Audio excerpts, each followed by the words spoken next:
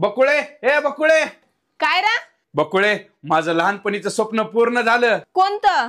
मी car घेतली, car. हा, पहिलं लोकांनी कार घेतली की माझ्या पोटात दुखायचं.